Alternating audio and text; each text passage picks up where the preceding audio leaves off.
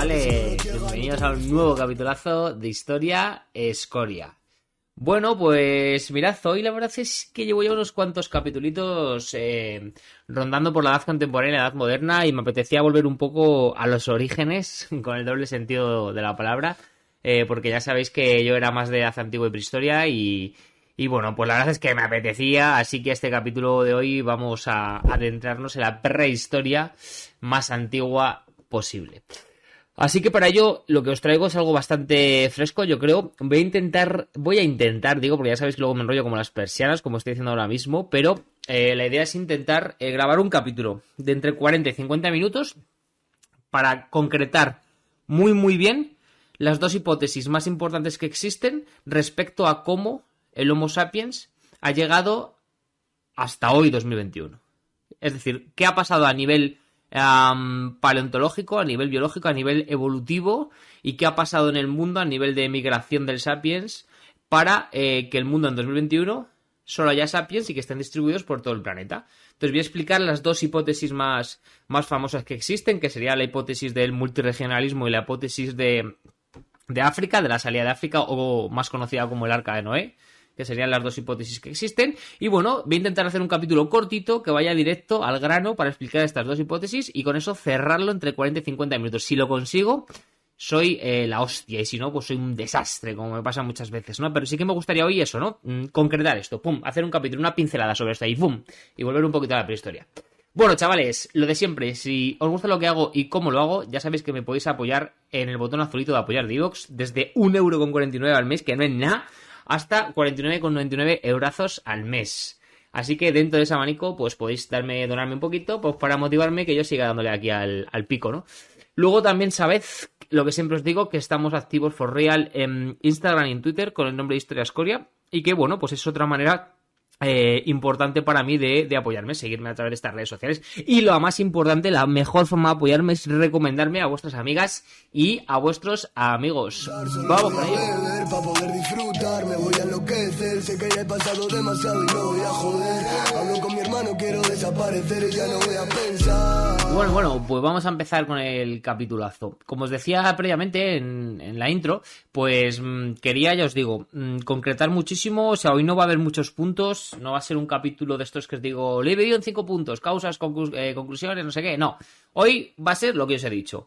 Vamos a hablar de la hipótesis, de las dos hipótesis que tratan de explicar cómo el Sapiens ha llegado, pues, a dominar el planeta, ¿no? ¿Qué es lo que ha pasado para que esté extendido por el mundo? Y cómo ha sido esa evolución hasta el Homo sapiens, ¿no? Las dos más famosas son, como os decía, la hipótesis más conocida, archiconocida, muy famosa, como el Arca de Noé, o también llamada modelo de origen único, y por otro lado tendríamos también el modelo multirregional, ¿vale? Son un poco las dos teorías más importantes que existen para tratar de explicar cómo hemos evolucionado a nivel paleontológico desde el principio, con los primeros homínidos hasta hoy. Pero antes de adentrarme a desmigar estas dos hipótesis y tratar de exponerlas de la mejor forma comprensible posible, quería dar unas pequeñísimas pinceladas, muy pequeñas, porque sé que es bastante coñazo, ¿vale? Y no me quiero entretener mucho en esto, pero sí creo que es importante dar una pequeña pincelada muy básica, muy suave, sobre, lo siento, taxonomía. Y digo lo siento porque sé que es bastante coñazo, pero creo que es imprescindible conocer un poquito más de la taxonomía, aparte de lo que es un género y la especie, que esto ya lo hemos hablado. Hay que conocer un pelín más, creo que nos va a ayudar a comprender con mucha más perspectiva la evolución de los homínidos. Mirad, a nivel taxonómico, ya lo he explicado en otros capítulos, como en el de Hasta Siempre Neandertal, o aquel que hablo sobre el Neandertal y la abstracción. A nivel taxonómico nos manejamos mucho con el tema del género y la especie, ¿no? En nuestro caso, al contrario de lo que piensa mucha gente, la especie no es Homo sapiens, sino que nuestro género es el Homo y la especie es Sapiens. Nosotros pertenecemos al género Homo y a la especie Sapiens, ¿vale? O sea, compartimos el género Homo con otros Homos que hubo, pero que fueron de diferente especie. Por ejemplo, el Homo neandertal, el Homo heidelbergensis, el Homo erectus, el Homo habilis. Todos estos son hermanos nuestros, porque tenemos el mismo género, pero diferente especie. Por eso decir que somos hermanos de los monos, ¿verdad? Como se dice mucho por ahí, pues es una falacia, porque no compartimos ni siquiera el género con los monos, ¿no? Bueno, esto creo que ya es sabido, ya lo he comentado en algún capítulo. Somos género Homo, especie Sapiens. Por cierto, importante, el género se escribe en mayúscula, la especie no, ¿vale? Esto es una gilipollez, pero veo mucho por ahí, mucho escrito, mucho artículo, mucha historia, donde ponemos Homo sapiens las dos con mayúscula, y no es un nombre propio tal cual, va el género en mayúscula y la especie en minúscula. Esto es una gilipollez, pero bueno, me apetecía decirlo. Bueno, yo, aparte de género y especie, hoy me apetecía mucho explicar los otros dos rangos que existen que están por encima, que son más generales. Voy a ir de lo más general a lo particular, es decir, de lo más amplio a lo más concreto, que sería la especie Sapiens. ¿Existe más tipología taxonómica aparte de estas 4 que voy a explicar? Sí, existe. Creo que hay 12 o 13 en total. Pero yo no voy a meterme en ese embolado porque me parece, de verdad, que es solo para puro interés de biólogos, pues, muy frikis, ¿vale? O sea, yo creo que para divulgar en un podcast como el nuestro, chicos y chicas, es suficiente con estos 4 tipos que os voy a dar, ¿vale?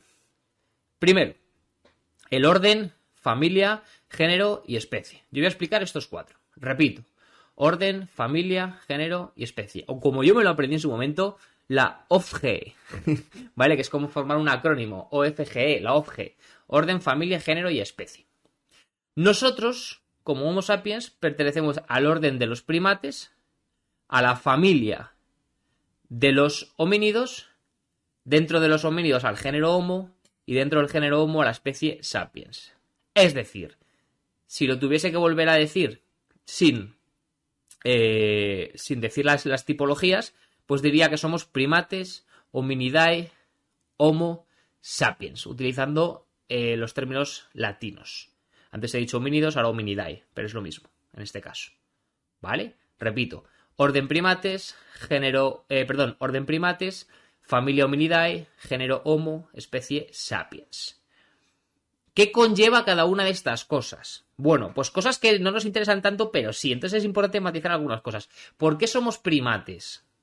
Bueno, los primates, en el orden de los primates incluye a todos aquellos animales mamíferos caracterizados por tener 5 dedos con un pulgar oponible, uñas en vez de garras y visión estereoscopia. Y aparte, es característica común, rasgo común de los primates, poseer un cráneo con mayor capacidad craneal que el resto de animales, a pesar de que tengan el mismo tamaño y peso. Es decir, un primate de 50 kilos tiene más capacidad craneal que un perro de 50 kilos, a pesar de que tengan la misma corpulencia. El espacio que hay para el cerebro es mayor. Esto es un rasgo común de los primates. Aparte, como os decía, de los 5 dedos con pulgar oponible, en pies y manos, en el caso de los humanos, en los pies ya no, uñas en vez de garras y visión estereoscopia. Bien. Dentro de este orden de los primates, ¿vale? Aquí, esta sería la primera, digamos, el primer orden, la primera tipología. Pues después de pasar ese orden, vendría la primera escisión, ¿no? Se empiezan a separar diferentes cosas. Y es que por un lado van a ir la familia de los hominidea, y por otro lado van a ir otro tipo de familias. Nosotros nos vamos a quedar dentro de esta familia de los hominidae y nos vamos a quedar con otros géneros, como por ejemplo los pongo, gorila o pan. El género pongo son lo que conocemos más popularmente como los orangutanes. Luego hay diferentes especies, ¿vale?, del género pongo. El género gorila creo que no merece explicación, es el género gorila. Y luego también estaría el género de los pam, que es lo que actualmente conocemos como chimpancés. ¿Hay otros géneros? Sí, pero estos son los que más conocemos y los que con más afinidad animalística, si se me permite la expresión, tenemos a nivel de genotipos, a nivel de genoma, de ADN, ¿no? Entonces, pertenecemos a esa familia de los hominidae, no solo los Homo, que somos nosotros, o los Australopithecus, que son otro género muy parecido a nosotros, sino también los orangutanes, los gorilas y los chimpancés. Pues, hablando claro. Términos correctos latinos, pongo, gorila y pan. Aparte de los homínidos, ¿no? Y luego, pues, dentro de esta familia, que serían los hominidae, después de pasar este tipo, por decirlo así, nos iríamos a otra escisión en las que ya nos escindiríamos de los gorilas, por ejemplo, y de los ponginae, ¿no? Y nosotros seguiríamos por un camino que se llama homininae, pero por eso os decía que no voy a hablar de las subfamilias, porque es que luego dentro de las familias hay subfamilias, luego hay tribus y subtribus, ¿vale? Yo no voy a concretar tanto. Yo con que sepáis que pertenecemos al orden de los primates, a la familia de los homínidos, ¿vale? Al género Homo y a la especie Sapiens, pues vamos que chutamos. Si un día os cruzáis o viene algún espabilado aquí a poner un comentario al podcast o os cruzáis con un friki de la biología, pues os va a decir, te falta decir la subfamilia, la tribu y la subtribu, porque entonces no estás concretando y parece que nos engloba dentro de un sitio. Que sí, campeón, muy bien. Pero que escucha, que estamos hablando de taxonomía de andar por casa. De andar por casa un nivel más. O sea, si andar por casa fuese del... O sea, si saber de taxonomía fuese de... si andar por casa fuese un 5, pues estamos en un 6. O sea, un poquito más de andar por casa, pero tampoco nos vamos a volver locos porque no lo necesitamos. ¿Vale? Porque luego yo ya sé que nosotros dentro de la familia de los Hominidae pertenecemos a los Homininae, a los Hominini y dentro de los Hominini a los Homo, ¿vale? Que son como subfamilias y demás, pero no hace falta. Vuelvo a repetir para que quede claro, orden primates, familia Hominidae, género Homo, especie Sapiens. Con esto yo creo que vamos que nos chutamos. ¿Por qué quería explicar esto antes de adentrarnos en el maravilloso mundo de las dos hipótesis que tratan de explicar cómo el Sapiens es lo que es a día de hoy? Bueno, quería que entendieseis, simplemente comprendiendo esta introducción, por qué está mal decir que venimos del mono. Nosotros no venimos del mono, ¿vale?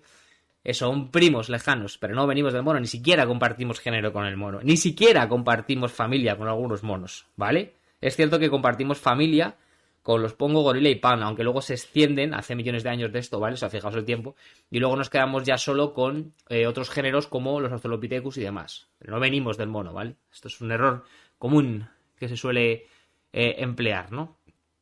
Bueno, hecha esta introducción, esta pequeña introducción taxonómica que prometo he tratado que sea lo más liviana posible, vámonos con el meollo, con el kit de la cuestión. Los dos modelos sobre el origen del Sapiens. Como os decía, tenemos dos modelos que son los más famosos. Hay más, sí, hay muchos más, ¿vale? Pero estos son los dos más importantes. Tenemos por un lado el modelo multirregional, que trata de explicar la perspectiva del origen del Sapiens de una forma poligenista, y el modelo de origen único o Arca de Noé, que emplea una perspectiva monogenista. ¿Qué coño es esto, no? De monogenista y poligenista. Bueno, monogenista viene a significar, etimológicamente hablando, un solo origen, y poligenista, múltiples orígenes. O sea que ya podéis intuir un poquito, por el conocimiento etimológico, por dónde va a ir cada una de las dos hipótesis. Vamos con el modelo multirregional, la perspectiva poligenista. Vamos con ella primero. Recordad, poli, muchos... Geni, no sé cómo hostias era, nacimiento, ¿vale? Entonces es como que múltiples orígenes, ¿no? Mientras que monogenista, pues es un único origen, ¿vale? Bien.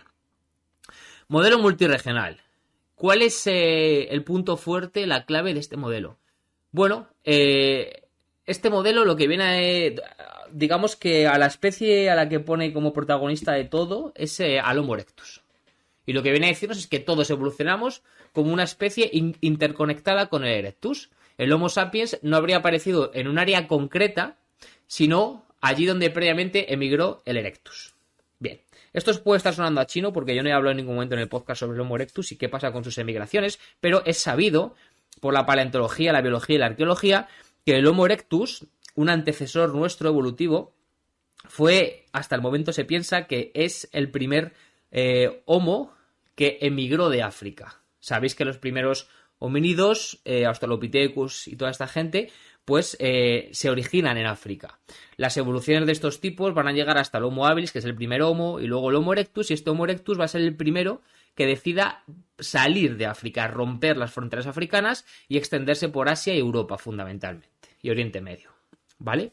Entonces, esta hipótesis del modelo multirregional lo que dice es que el Sapiens no nace en África, de los que se quedan en África, y luego desde África parte al resto del mundo, sino que el Sapiens va a nacer a la vez o en diferentes momentos de los Erectus que se quedan en África, y también va a evolucionar solo, va a nacer solo, de forma independiente, de los Erectus que emigran pues a Europa, a España, a Oriente Medio, a Asia, etcétera, etcétera. ¿Por qué sale esta teoría? Bueno, pues siempre se había pensado que, digamos, el Homo sapiens es un Homo exclusivamente africano, es decir, tiene un nacimiento en África, ocurre el Homo habilis, surge el Homo erectus, algunas variantes evolutivas del Homo erectus y al final acaba evolucionando en Sapiens, que es el que, digamos, es, digamos, el homínido que mejor se adapta al contexto climatológico y geográfico de ese momento y entonces se hace con todo. Y es desde África, desde donde luego emigra el Sapiens, hace como 60.000 años se calculaba, al resto del mundo y va conquistando el mundo poco a poco, conquistando, no entiéndase de forma bélica, sino de forma adaptativa, ¿no? Se va adaptando a los medios y quedándose con los territorios, sin violencia, ¿no? Pero claro, eso lo que venía a decir es que el nacimiento del Sapiens es meramente africano. El Sapiens nace en África y es desde África hace 60.000 años cuando comienzan las emigraciones, las diásporas, ¿no? Esta teoría no dice lo contrario, dice no es así. Es cierto que hay unos Sapiens que nacen en África, pero otros Sapiens son evoluciones, hijos, entre comillas, de aquellos Erectus que millones de años antes o cientos de miles de años antes emigraron ya a Europa y a Asia. Y lo que dicen es que, por eso, esa es la razón de que actualmente, ahora en 2021, percibamos razas diferentes en el mundo. Es decir, los españoles somos diferentes de los chinos, de los japos o de los latinoamericanos porque hubo unos erectus hace cientos y millones de años que emigraron y las evoluciones de esos erectus emigrados, claro, nacieron en contextos climatológicos y geográficos diferentes con genotipos y fenotipos obviamente pues diferentes, es decir, con particularidades físicas propias del contexto en el que han evolucionado. Y por eso actualmente los seres humanos percibimos que los sapiens formamos razas diferentes. Digamos que los defensores del modelo multirregional defienden su teoría apoyándose en esto, en las diferentes razas que se pueden percibir en la actualidad. Es uno de sus puntos fuertes, no digo que sea el único, mucho ojito. Hablan de eso, ¿no? De que el Erectus habría dejado África como hace 2 millones de años y que entonces, pues, ese Erectus va a evolucionar de forma independiente al final en los sapiens que hoy en día conocemos y por eso tienen particularidades fisiológicas diferentes en los diferentes contextos geográficos dependiendo de dónde esos Erectus habían emigrado, como fruto del clima, pues de las condiciones geográficas, etcétera, etcétera, porque ya sabéis que las condiciones climatológicas y geográficas influyen en los fenotipos, que los fenotipos son... O sea, la diferencia entre genotipos y fenotipos, yo no soy biólogo, ¿vale? Pero esto sí lo sé. Es que los genotipos, digamos, que son las instrucciones genéticas y el fenotipo es la expresión. La expresión de esas instrucciones genéticas. Es decir, yo puedo tener las instrucciones genéticas de que mis ojos sean azules, pero pueden no serlo, porque tenga otras. Pero si mis ojos se representan como azules en el exterior, mi fenotipo de ojos es el azul, ¿vale? Para que se entienda un ejemplo tonto. Ya sé que no es exactamente así, pero sirve para entenderlo, ¿vale?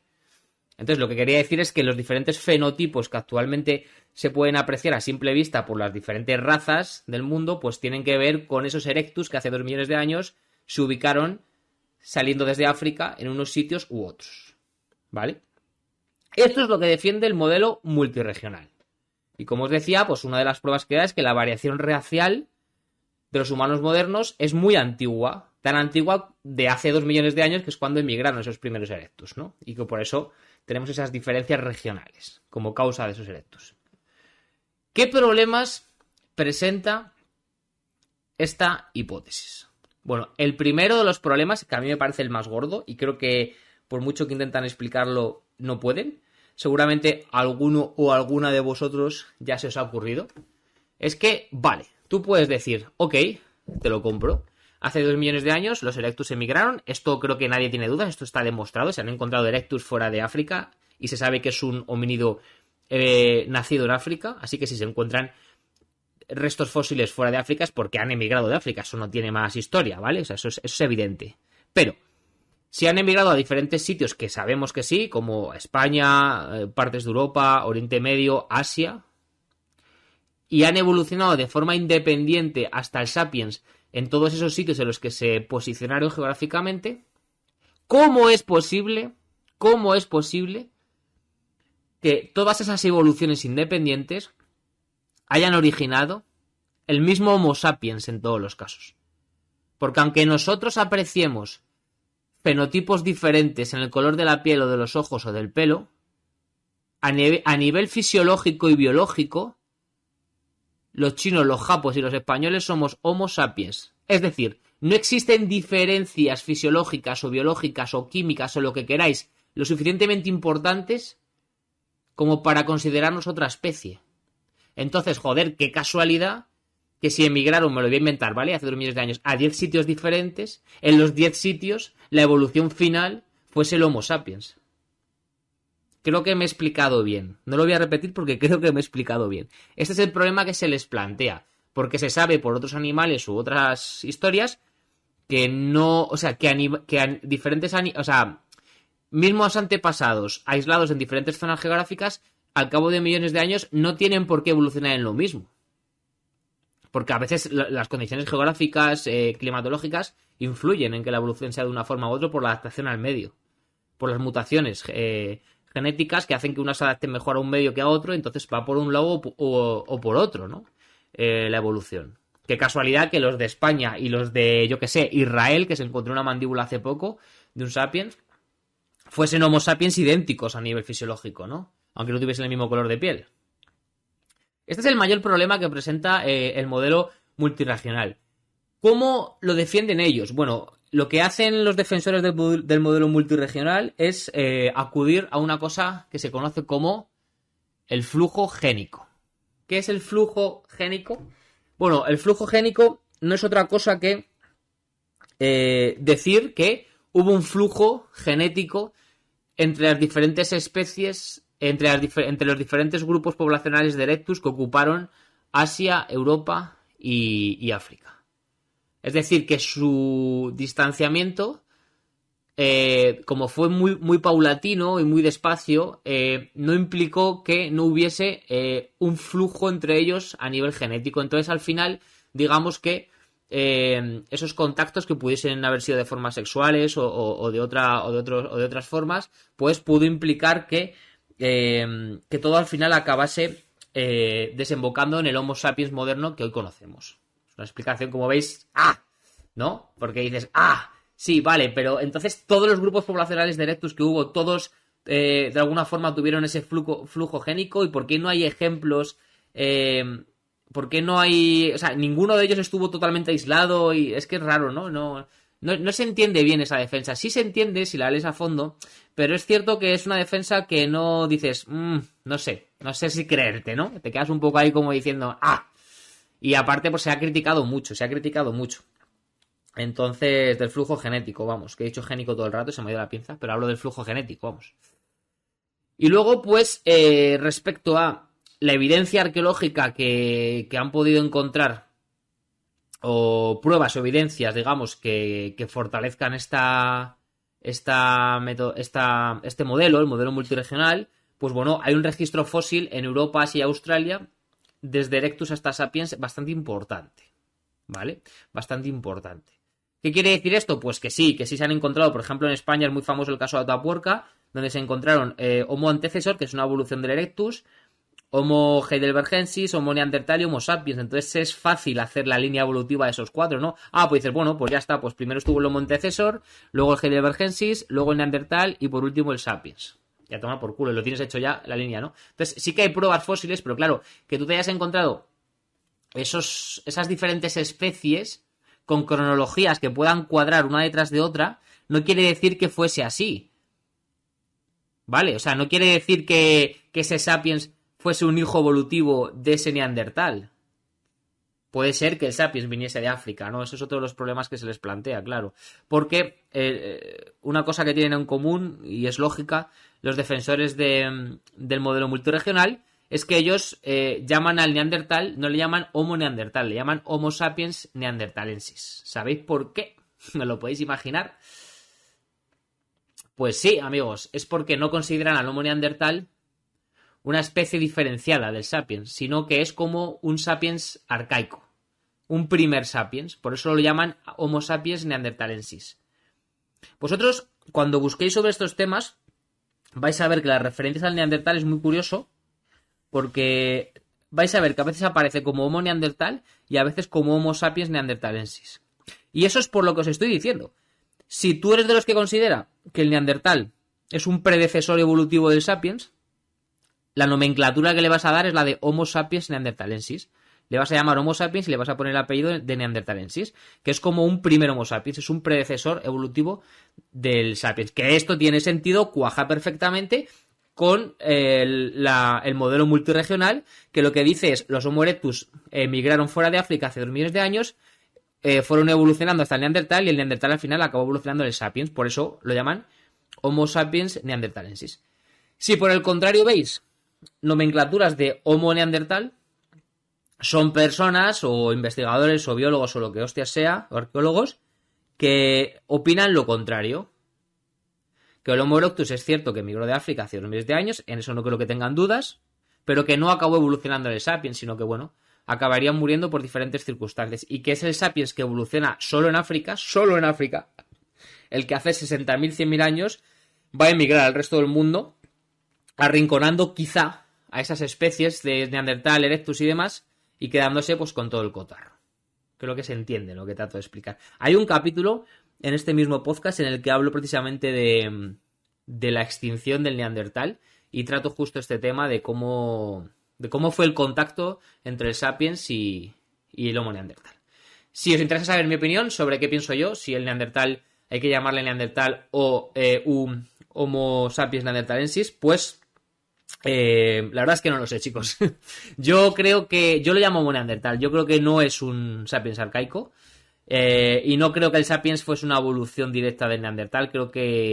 No creo en el modelo multiregional, pero bueno, que yo no creo en él no quiere decir que sea lo más probable, ¿vale? Es simplemente pues una opinión, quizá también porque yo cuando estudié, pues la teoría que lo petaba era la del origen único, que es la que os voy a explicar ahora, o Arca de Noé. Y bueno, pues todas estas cosas le influyen a uno. Oye, ¿qué os voy a contar, verdad? Pero vamos, mi opinión es igual, ¿eh? O sea, lo que tenéis que hacer es entender lo que os estoy explicando y reflexionar vosotros y vosotras y sacar vuestras propias conclusiones, claro que sí. Lo que sí que me interesa, chavales y chavalas, es que me lo pongáis en los comentarios. ¿Qué teoría apoyáis vosotros y por qué? Bueno, vamos con la otra, con el modelo de origen único o Arca de Noé. Perspectiva monogenista, un único origen, acordaros. La anterior poligenista contra esta monogenista. Bueno, la máxima de este modelo, ¿vale? Ya la sabéis, ya la hemos comentado porque al explicar la otra he ido como comparándola con esta. Es que todos nuestros ancestros, todos sin excepción, tienen origen africano. Sí, han podido emigrar, sí han podido tener contactos con no sé dónde, con no sé cuánto, los erectus, bla, bla, bla, bla, bla, pero si nos remontamos a hace 200.000 años aproximadamente, el origen es africano. Es decir, evolucionamos desde el Homo habilis, que es el primer homínido, hasta el Sapiens. Bueno, es el primer Homo, no el primer homínido. Evolucionamos desde el habilis hasta el Sapiens. Y ya después, como Sapiens, originados en África, empezamos a emigrar al resto del mundo y a reemplazar a las otras poblaciones que previamente habían emigrado de África de Erectus. Hasta finalmente colonizar el mundo. Obviamente. Bien. Mucha atención porque siempre se ha pensado que esta diáspora, que esta emigración del Sapiens, que defiende el modelo monogenista, había ocurrido hace como 60.000 años. Pero hace poco, hablé también de esto en el capítulo de las drogas, creo que es, se encontró una mandíbula en Israel de un ya demostrado que pertenece a un Homo sapiens moderno y está datada en torno al 190.000. Por lo tanto, si se encuentra un Homo sapiens fuera de África hace 190.000 años, pueden pasar dos cosas. O tienen razón los de la multirregional, puede ser, o el sapiens salió de África mucho antes de lo que pensamos. Puede ser también. Yo no lo sé. Yo os doy el dato para que lo conozcáis y que sepáis que es más que probable que en los próximos 5 o 10 años todas estas cronologías cambien bastante. Y quizá no 5 o 10 años, sino 1 o 2 años, porque esto está bastante estudiado ya, ¿eh? Esto es lo que a mí me encanta, la prehistoria. Ya sé que para muchos esto os jode y por eso lo consideráis una pseudociencia, ¿no? O no una pseudociencia, pero algo que, bueno, que está en constante cambio porque nunca se sabe la verdad. Pero es que a mí eso me flipa. O sea, a mí que todavía haya tanto misterio, tanto por investigar y tanto trabajo que hacer, que de repente un año en un libro por una cosa y al año que viene ese mismo libro hay que quitarlo porque ya no sirve, porque ha cambiado completamente lo que se pensaba sobre ese periodo, me parece fascinante, a mí me encanta personalmente. Yo es una cosa, es una de las cosas que me hizo enamorarme de la prehistoria, que para los que me seguís desde hace tiempo ya sabéis que es mi etapa favorita sin duda. Prometo traer mucha más prehistoria al canal, ¿eh? Tengo preparadas cosas muy chulas. Quiero hablar precisamente de las emigraciones del Erectus, quiero hablar del Homo habilis, quiero hablar del Homo antecesor, quiero hablar de Atapuerca, bueno, quiero hablar de muchas cosas. No voy a ponerme ahora con ello porque no es lo que toca al programa, pero que lo sepáis para los amantes de la prehistoria, ¿vale? Que esto no va a quedar aquí, no va a quedar aquí. Bueno, este modelo, el modelo de origen único, como os decía, es el que defiende que todos nuestros ancestros son de origen africano. Hemos hablado también de que lo que ocurre es que evolucionamos en África todo y que es el Sapiens hace como 60.000 años, cuando sale y va ocupando el resto del mundo y desplazando pues a los neandertales que se va encontrando, y Homo erectus y demás, hasta la extinción, ¿no? Es un poco lo que habla el modelo, mejor dicho. Y bueno, pues este modelo utiliza como prueba, pues evidentemente, justo lo contrario que el modelo multirregional, ¿no? Utiliza el mismo pretexto, pero para decir lo contrario. El modelo multirregional decía, no, sí es verdad que en el 2021, es decir, hoy, todos somos Homo sapiens, pero es porque hubo flujo genético. Estos dicen, no, todos somos Homo sapiens porque todos originamos en África. Y los que conquistaron el mundo fueron Homo sapiens originados en África, pero todos el mismo género y la misma especie, evolucionada en el mismo sitio. Por eso todos somos Homo sapiens de la misma forma a nivel biológico, químico y molecular, ¿no? Es lo que dice, se utiliza el mismo pretexto, pero para decir otra cosa, realmente. Claro, a esta se le puede achacar lo contrario, ¿no? Vale, si todos nacimos en África y tal, ¿por qué hay razas?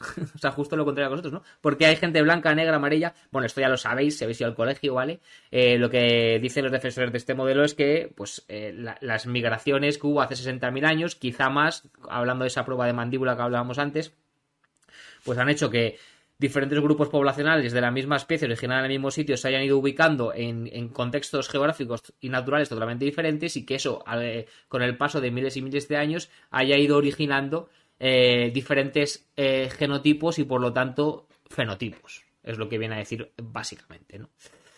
Además es un modelo que en un principio desmitificaba, simplemente decía que no hubo ningún tipo de hibridación o de contacto con otras especies, pero luego cuando se demostró que los Homo sapiens modernos tenemos entre un 1 y un 4% o algo así era el porcentaje, ya no recuerdo la cifra, creo que sí, de neandertal en nuestra sangre, pues tuvo que acabar confirmando que sí que hubo, que lo que debía haber es una hibridación. Claro, esto no lo he explicado bien. O sea, el hecho de que hubiese una parte neandertal en nuestra sangre les venía de puta madre a los del modelo multirregional, porque decían, claro, es que hemos evolucionado del neandertal, claro, ¿cómo no vamos a tener células o sangre neandertal, ¿no? ¿Cómo no va a haber un pequeño porcentaje en nuestra sangre de neandertales si hemos evolucionado del neandertal en los diferentes sitios geográficos donde emigró el Erectus, no en África, ¿no? Claro, esto le viene estupendo a la hipótesis multirregional, por eso ellos dicen Homo sapiens neanderthalensis. Y esto es lo que acabaron diciendo cuando esto fue demostrado de forma química, es que no, nosotros tenemos un pequeño porcentaje de neandertal en nuestra sangre porque hubo hibridación, es decir, relaciones sexuales entre los Homo sapiens que emigraron de África hace 60.000 años, cuando tuvieron los primeros contactos con esos neandertales que ya estaban ubicados en diferentes sitios del mundo, pues en esos contactos también hubo sexo y reproducción e hibridación. Por eso tenemos ese porcentaje, es la forma que tuvieron de salir ante ese aprieto, ¿no? Porque al final es un aprieto, claro, el hecho de que se demostrase que en nuestra sangre había un pequeño porcentaje de neandertales, a los de la multirregional les venía estupendo, porque decían, claro, es que hemos evolucionado en diferentes sitios del neandertal, pero a estos no les venía nada bien, así que tuvieron que optar por, digamos, defender, ¿no? El modelo de hibridación, la teoría de la hibridación, de que sí que hubo contactos y reproducción sexual entre Homo sapiens y Homo neandertales.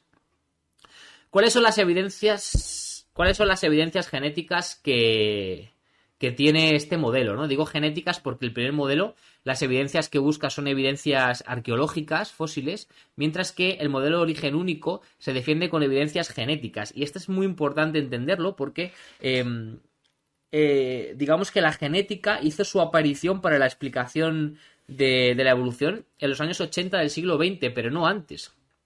Y es interesante entender que cuando llegan los biólogos a poner en orden la prehistoria, esto va a sentar muy mal a los arqueólogos y a los paleontólogos. Muy, muy mal.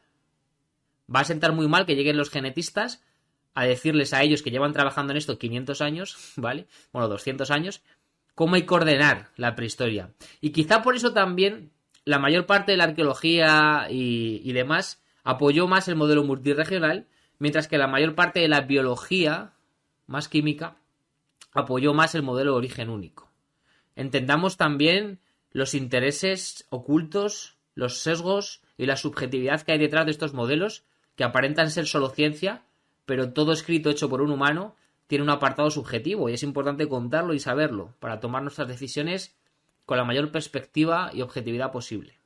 ¿Vale? Cuando llegan estos genetistas a poner algo de orden en todo esto, no sienta bien y muchos compañeros arqueólogos y historiadores y demás pues deciden por uno u otro modelo también en función de esta rabia, ¿vale?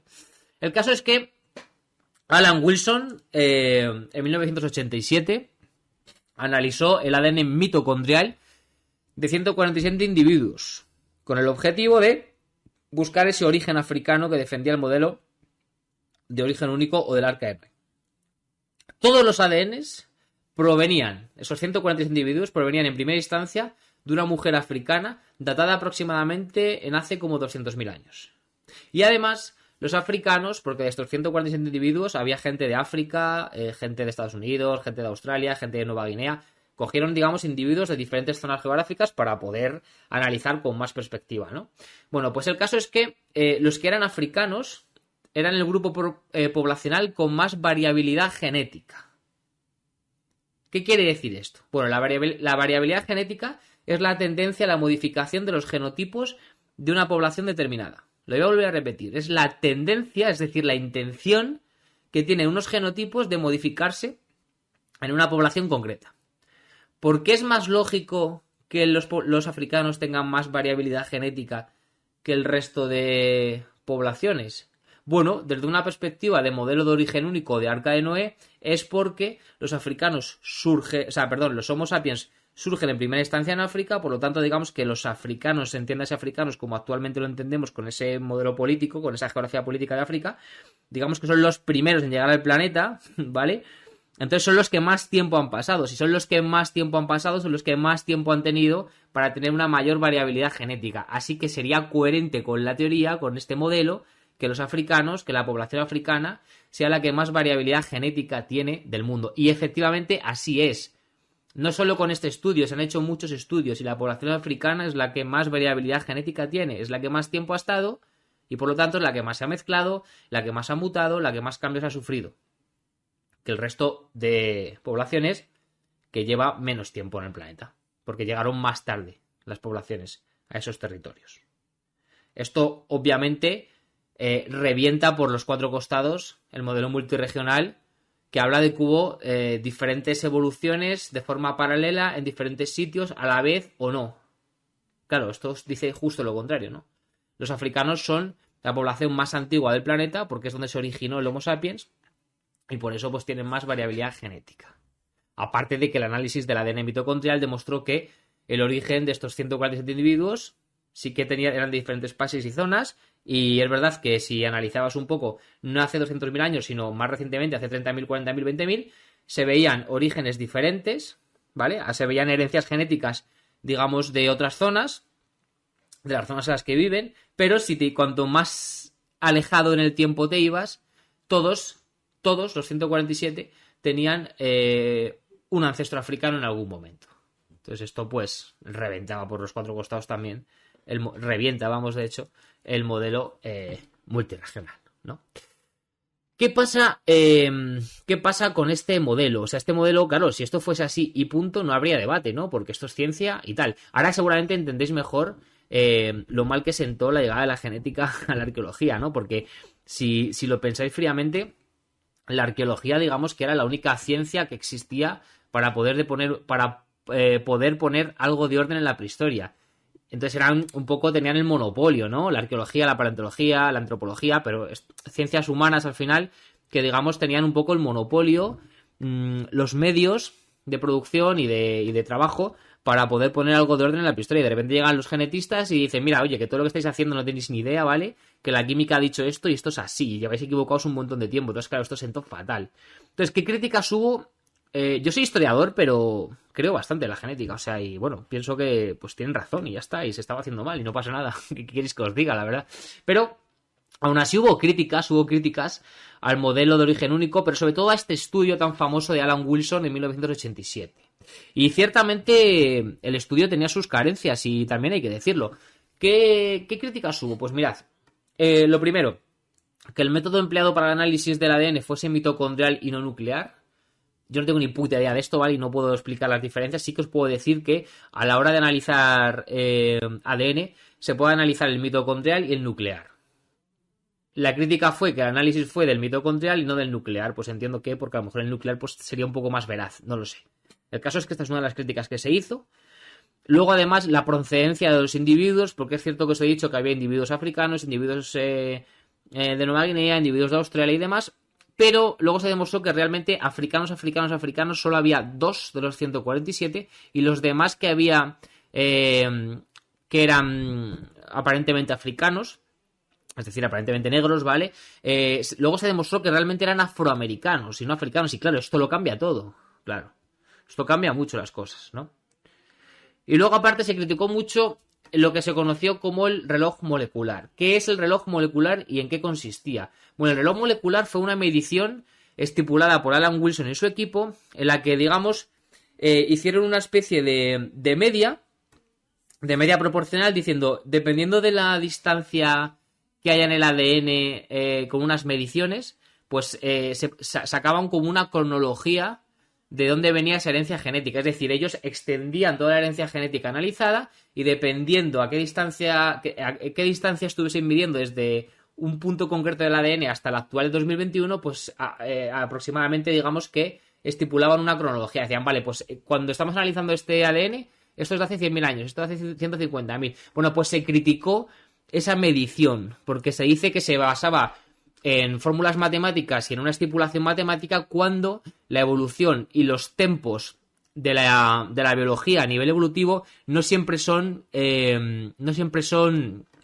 aritméticos. O sea, digamos que no siempre son progresivos, no siempre son proporcionales, no van al mismo tiempo siempre, no se puede hacer una regla de 3 en esto.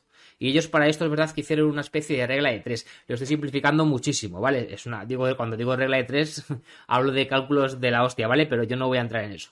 El caso es que se criticó mucho esa medición y esa especie de regla de 3 que se hizo para poder estipular diferentes cronologías, ¿no? Y bueno, chavales, pues la verdad es que esto es todo. Creo que he cumplido lo prometido. Creo que no vamos a pasar los 50 minutos, que era mi deseo. Ya os decía que mi obsesión hoy era explicar esto muy concreto, estos dos modelos concretos entre 40 y 50 minutos, y creo que lo hemos conseguido. A modo de conclusiones, sí que antes de irnos me gustaría hacer un pequeño resumen muy básico, muy rápido. Simplemente decir que lo que hemos trabajado hoy es dos modelos que tratan de explicar cómo hemos evolucionado desde el principio de los homínidos hasta actualmente.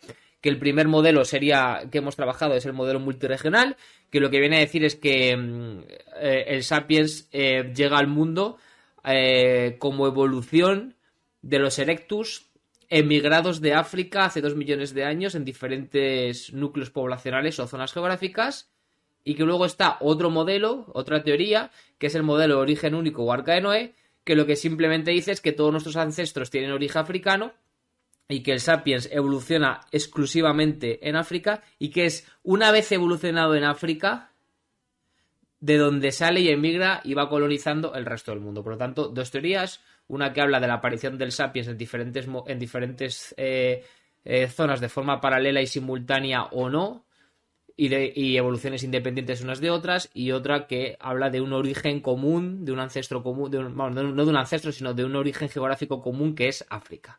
Estos son un poco los dos modelos. Sí que me molaría, como os he dicho antes, que por favor pues me dejéis vuestras opiniones al respecto en los comentarios de iVoox o en Instagram o en Twitter, o donde os dé la gana, para que yo también pues sepa qué pensáis, y también pues que me digáis qué os ha parecido el capitulito, y que si os mola cómo trabajo la prehistoria, pues que me lo hagáis saber con muchos likes y mucha difusión, para que yo me anime y siga trabajando en ello. Oye, pues os deseo a todos y a todas muy buena semana, que paséis muy bien todos los días y que llegue rápido el viernes para que podáis disfrutar y ser felices. Ya sabéis lo que os digo siempre, que si os gusta lo que hago y como lo hago, me podéis apoyar en el botón azulito de iVoox y bla, bla, bla, bla, bla. No voy a explicar nada más de eso porque me aburro a mí mismo. Un besote enorme para todos y para todas. ¡Mua! Ha sido un placer. Nos vemos en 15 días con otro capitulazo. Chao, chao.